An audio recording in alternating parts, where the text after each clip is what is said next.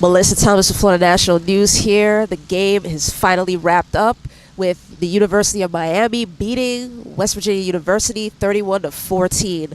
Miami started out kind of slow and clumsy in the first quarter, but they picked up that momentum by the second quarter and just kept it going throughout the rest of the game. I was just saying how much fun it is to win and celebrate with these guys. And after all these years of coaching, that is by far the most fun for me, is to be in that locker room after a game like that and celebrate. And there's nothing like it. Just really proud of our guys for just busting their tails for us and trusting us. You know, even in the game, started out sorry, and the defense is playing great, and started sorry offensively. You know, the defense could have started pointing fingers and getting mad and all that kind of thing. We just don't do that here.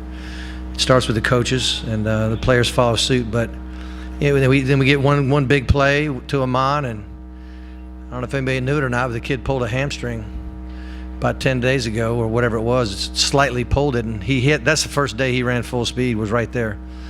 And so I'm glad his hamstring was healed. But he hadn't practiced for a while now.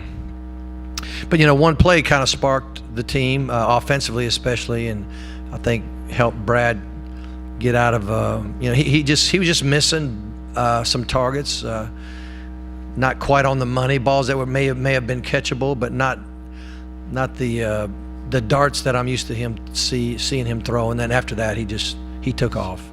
I think you got to give a lot of credit to West Virginia, especially their front. I mean, their down linemen whooped us in the run game. I don't know if we ever really had a run that we just blocked everybody beautifully and we caught a crease and got some, you know, a nice positive gain. You know, I think the only time that we might have had a long run was when we might have bounced something that wasn't there. It got stuffed and he bounced it and got some yards here and there. But I don't know if we really had a running play that we just knocked anybody off the ball and created a seam for a back. So, you know, you got to give West Virginia's defense, their line and linebackers and their defensive coaches credit. They did a great job of stoning us. It means a lot. It means a lot. I love this school.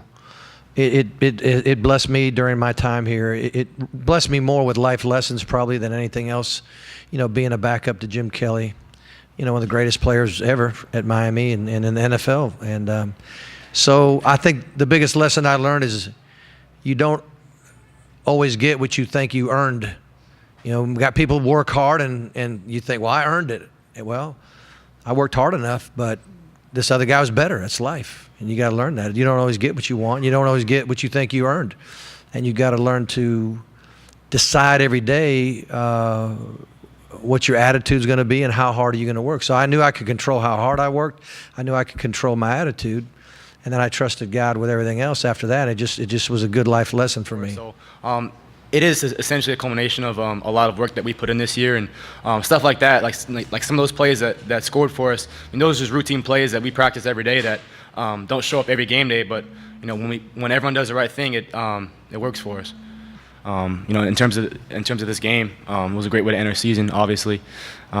And I think regardless of if I'm here or not next season, I think this team is headed to greatness. I think there's a lot of good things going on and a lot of progress has been made. So I think this team will be good regardless of what happens over the next few days. I think it's every kid's dream when they get to college to win the national championship. I think it was very special for me and for the senior class to get our first bowl victory in 10 years, first 5-game win streak to end the season since I think '01. I mean, it just means a lot to us, and you know, because people get the misconception that not every single bowl game matters, and I know this game mattered a lot to my teammates. I don't know how much it mattered to some of the other teams or in teams past, but this game mattered a whole lot to our teammates, and we honestly prepared for it like it was a national championship. I know the coaches did. I mean, we pretty much spent the last month, you know, watching film on those guys and dissecting every single look they had, and I mean, this game, you know, it did mean a lot to our teammates, and you know, I get guys that are sitting out bowl games across the country, but I think every bowl game matters because it means something to the school and to the fans, of course. So I mean, this meant a lot to me and my teammates. Yeah, we kind of you know, got our bearings a little bit. You know, saw some of their looks in person. You know, for the last few weeks we had to, you know, try to simulate that in practice, but once we got out there, you know, I had to gauge how the receivers were going to take their angles on certain routes. You know, they're playing hard inside leverage on a few routes that the way that we worked them in practice, it wasn't as easy in the game, and we just had to make adjustments. I brought a few balls down. Coach told me just put it on the guy. There were plays to be made in the first quarter, and we ended up making recuperating and making up for some of those missed opportunities in the second quarter and the second half.